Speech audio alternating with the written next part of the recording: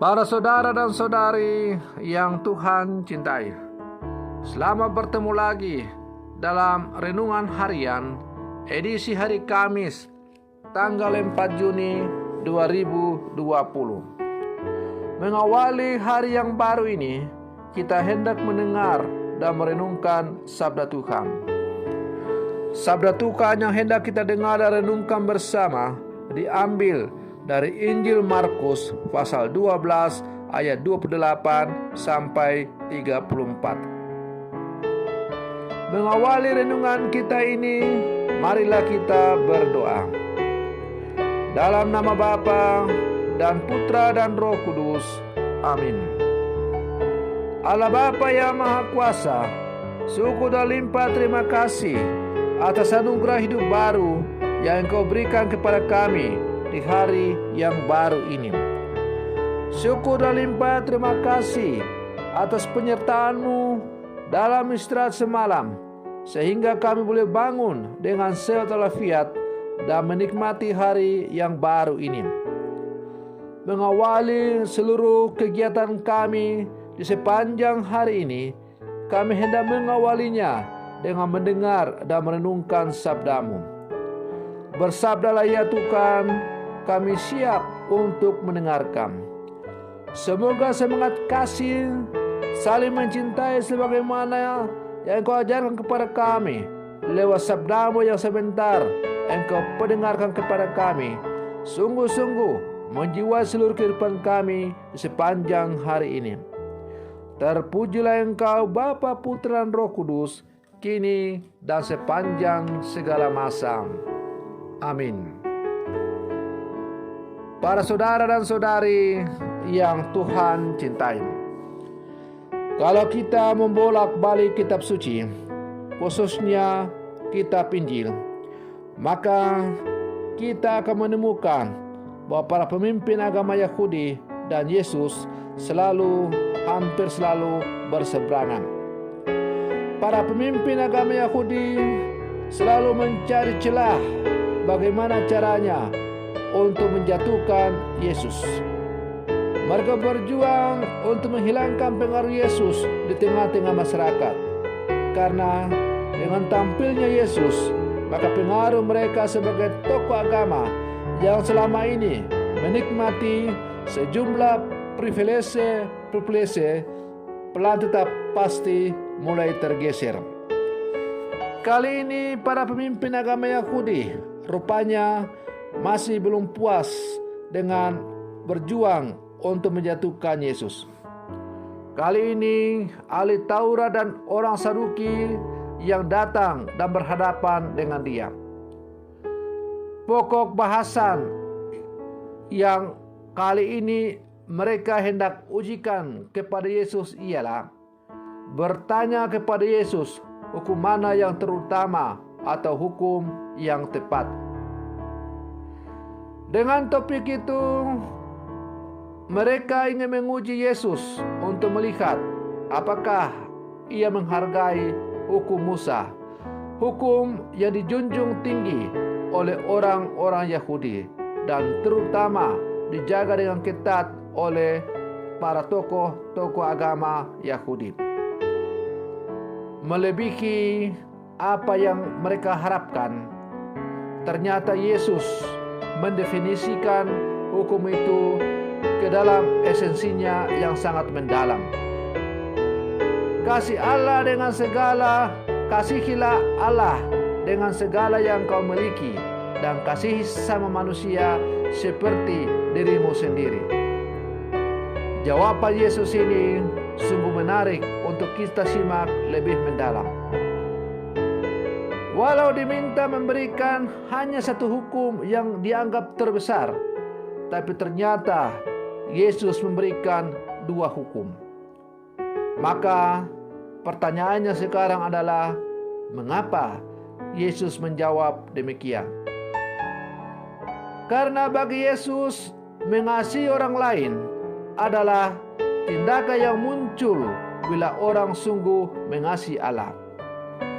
Maka kasih kepada Allah akan nampak dalam kasih kepada sesama. adalah omong kosong dan sebuah ilusi apabila orang mengatakan ia mengasihi Allah, tetapi ia membenci sesamanya. Kedua hukum ini saling melengkapi. Ibarat dua sisi mata uang yang saling melengkapi. Uang itu tidak akan laku apabila salah satu sisinya tidak ada. Maka demikianlah bila mana hukum kasih kepada Allah dan kasih kepada sesama, salah satunya kita hilangkan, maka hukum kasih itu menjadi tidak ada artinya. Kita tidak dapat melakukan yang satu tanpa memenuhi yang lain. Hukum itu meringkas hukum yang tertulis pada 2 loh batu yang diterima oleh Musa di Gunung Sinai. Hukum itu menyatakan kewajiban manusia kepada Allah dan tanggung jawab manusia kepada sesama. Para saudara dan saudari yang Tuhan cintai, kasih memang penting untuk mendasari yang namanya relasi manusia dengan sesama dan juga dengan Allah. Kita bisa saja mentaati firman Allah tanpa mengasihi Dia. Namun ketaatan demikian bersikap hampa. Sebaliknya, bila kita mengasihi Dia, niscaya kita menaati Dia.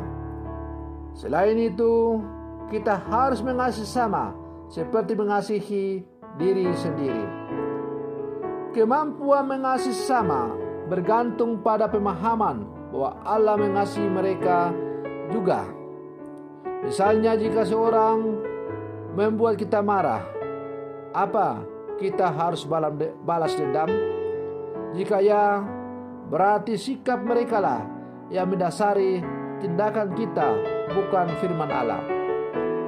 Lalu apa kita harus tidak peduli perlakuan orang lain? Tidak. Alkitab mengajarkan kita cara berurusan dengan orang lain dan menangani perasaan saat merasa terluka. Namun, solusi Allah dirancang untuk menghasilkan rekonsiliasi dan pertumbuhan iman, bukan untuk balas dendam atau mengendalikan orang lain. Ingatlah bahwa tiap orang berharga di mata Allah. Pemulihan hubungan berarti menghargai Allah, dan itu terwujud dalam sikap kita terhadap sesama sebagai ciptaan Allah. Maka kalau kita sungguh-sungguh mengatakan mencintai Allah, maka kita juga pasti akan mengasihi sesama. Saudara-saudari yang Tuhan cintai, para ahli kitab atau ahli Taurat yang terpelajar ternyata menyetujui dan menghargai jawaban Yesus ini. Mereka melihat bagaimana Yesus menggabungkan 2 perintah yang diberikan kepada orang Israel. Ia juga mendengarkan jawaban Yesus lebih daripada apa yang dikatakan. Jawaban yang diberikan oleh Yesus melebihi pemahaman para ahli kitab atau orang-orang Farisi. Orang-orang Farisi mendengar di dalamnya gema dari para nabi yang menjelaskan bahwa kasih jauh lebih utama daripada kurban bakar dan persembahan. Itulah yang dikehendaki Allah dari semua orang, mencintai Allah dan sesama. Yesus pun mengagumi sikap rendah hati yang mengakui kebenaran dari ahli Taurat itu. Dan karena itu ia lalu berkata bahwa orang ini tidak jauh dari kerajaan Allah. Para saudara dan saudari yang Tuhan cintai, bagaimana dengan kita yang sekarang hidup di zaman modern ini? Kita yang sekarang hidup di zaman sekarang adalah murid-murid Yesus. Dengan sakramen baptis yang kita terima, kita menyatakan percaya kepada Yesus Kristus. Tetapi percaya kepada Yesus itu tidak hanya cukup dengan mulut, tidak cukup hanya dengan kata-kata. Ketika kita dibaptis, kita berjanji bahwa kita akan menolak segala yang jahat, yang bertentangan dengan kehendak Allah, dan hanya melaksanakan apa yang dikehendaki oleh Allah. Dan apa kehendak Allah kepada manusia? Kehendak Allah kepada manusia adalah yang terangkum dalam hukum yang telah diajarkan oleh Yesus tadi, yaitu kasih kepada Allah dan kasih kepada sesama. Maka marilah dalam kehidupan kita sebagai murid-murid Yesus di zaman sekarang, kita berjuang melaksanakan perintah kasih dalam kehidupan kita.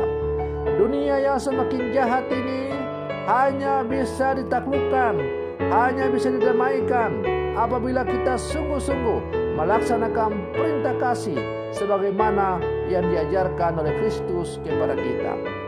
Hanya dengan melaksanakan perintah kasih, maka dunia akan selalu diliputi oleh rasa damai dan tentram.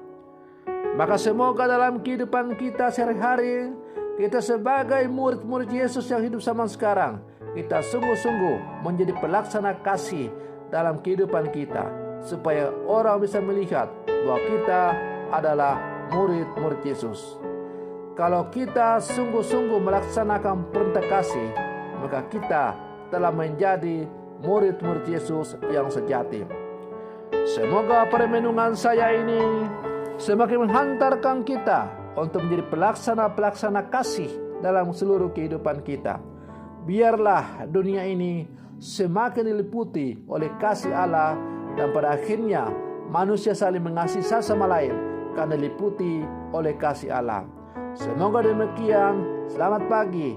Tuhan Yesus memberkati.